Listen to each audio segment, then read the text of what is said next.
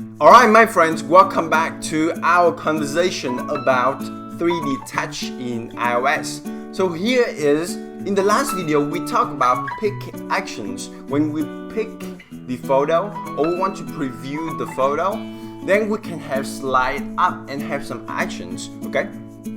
One of the things I want to congratulate you is that this series has been so long. At least we have a lot of videos here for you, but the only reason I can think of right now that you are just continuing for this is two reasons. Number one is you love this so much, and number two, I honor you for this, is that you know that these features are new and it is so convenient if you are using iPhone 6s or 6s Plus, or even you just use a normal iPhone, and you see that many apps, they are starting to implement this feature and it is amazing.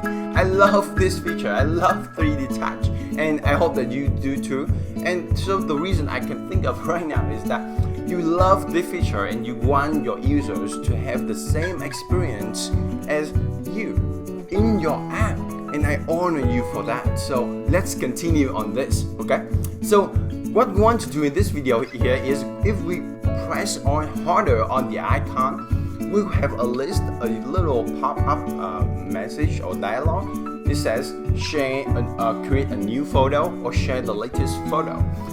In this video, we would handle the new photo because in this, we call this shortcut. We have two kinds of shortcuts. Number one, static shortcuts, in which video we will talk about that. Number two, dynamic shortcuts. We will talk about that in the last video. Okay, so let's do this. If we click into the new photo, we will be taken to something called Compose View Controller, like this. It's a very simple method.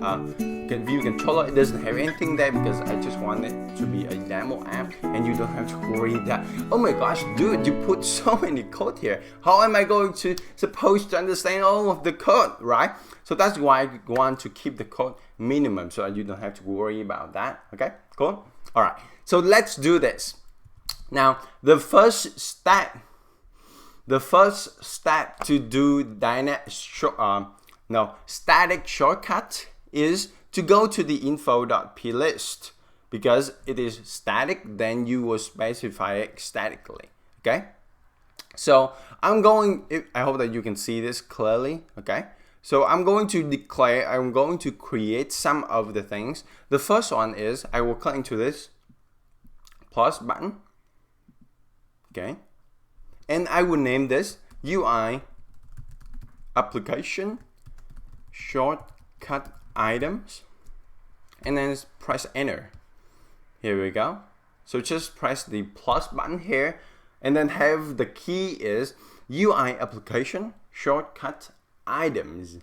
Okay, now notice that be specific, be correct, because this is a key in iOS. Okay, we just have this here so it can be runtime, and I will specify it is an array.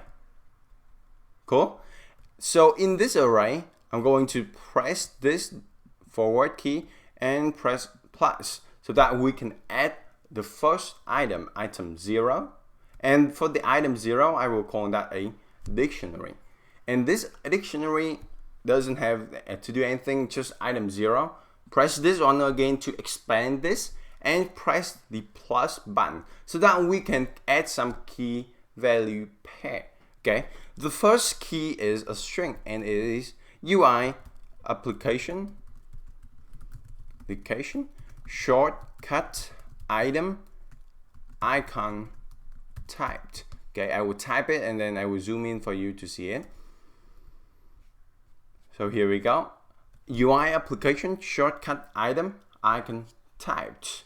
Okay, be careful, type it carefully. This one, it will specify for us what is the icon, the built-in icon that you want to use. Okay, of course you can use your own item, but here I want to use the default one.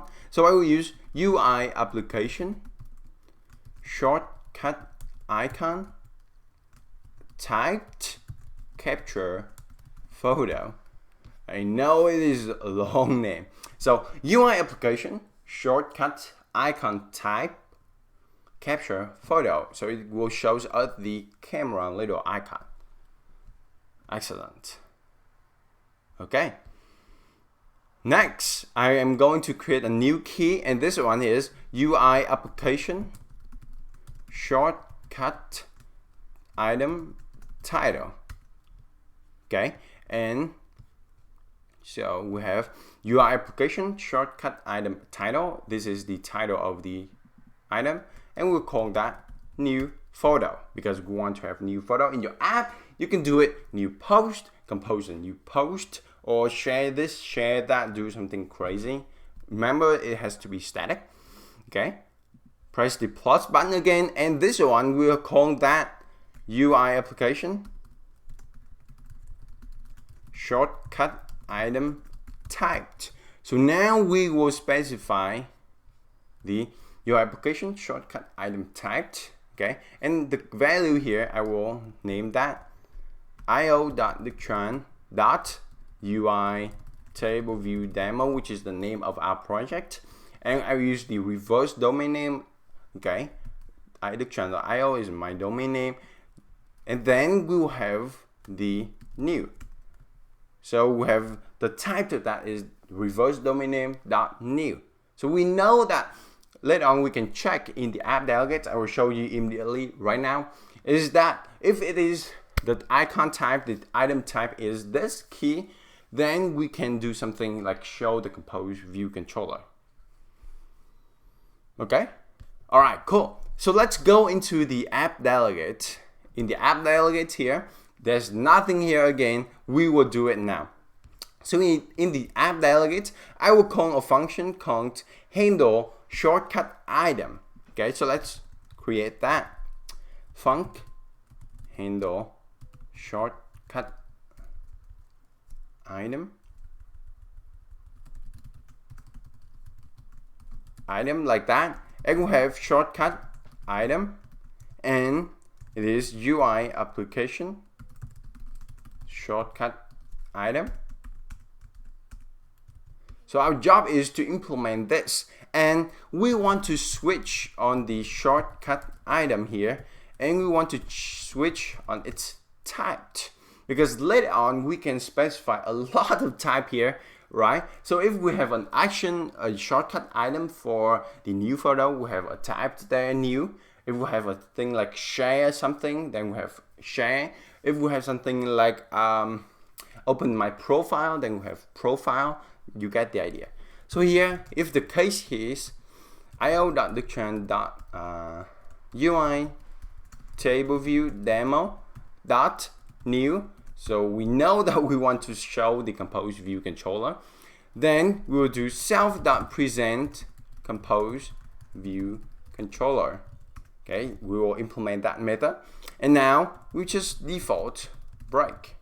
Okay, so we will switch on the type to this. If it is the case of new, then we will present the compose view controller, and then after that we will implement present compose view controller. Okay, so in this compose view controller, we'll have to create the view controller again so that we can navigate it and we can display the compose view controller. So let's do this. I will have a guardlet syntax here so that we can have the navigation controller equals to window.root view controller, and we cast the optional training as a UI navigation controller because we know it is. Otherwise, if it is not, let me do this, else if it is not a navigation controller, then there's something wrong here, then I would just want to return. Okay, and then I will have let's identifier is compose view controller like that, and using the storyboard we can instantiate a storyboard, a view controller from the storyboard with the identifier. So let's have that. Let's compose view controller is UI storyboard with the name the name here we use main and bundle is nil. Okay, and then we'll call instantiate view controller with identifier, and the identifier here is identifier. Okay, so now what it does is it will look into this main.storyboard. Okay, our main.storyboard right here, it will go through this. It looks for something with the identifier of compose view controller. So we have to click into this compose view controller, go over here, identity inspector, okay, and we make sure that the identity is compose view controller, so that the storyboard knows that which view controller to instantiate. Okay, so let's go back into app delegate. After we got this, then we want to make the navigation controller to stack this compose view controller on top of it. So navigation controller dot push view controller, and we'll count compose view controller. Animated is, maybe I will put, yeah, false, because we want to display immediately. So now we have the handle shortcut item method, and if it is the case that we want to compose a new new photo, then we will present the compose view controller. But the problem is, the last question is, where is this method handle shortcut item is called, right? So the app delegate has a delegate method. It's called application perform action for shortcut item. So let's do that. Application. Oh hey, Xcode, the Xcode version that I am running on right now is 7.3. Okay. I hope that if you're watching this video, you're already on 7.3, and if you are on the later version, it's even better. The thing is that with the new of 7.3, we can search for things like perform action for shortcut item. Cool. Then we have exactly that method. Before we have to like the prefix of the method or the prefix of the property. Now we can search for anything. So press enter here. Okay. Then we have that thing. And then I will just call self.handle shortcut item. Okay. This method is passed into us a shortcut item here. Exactly what we are looking for. So now we just handle the shortcut item. Then we will tell the application that the completion handler, we just complete this. So completion handler true, so that we can let the application to do whatever it needs. Cool. So let's run the project to see how it looks like.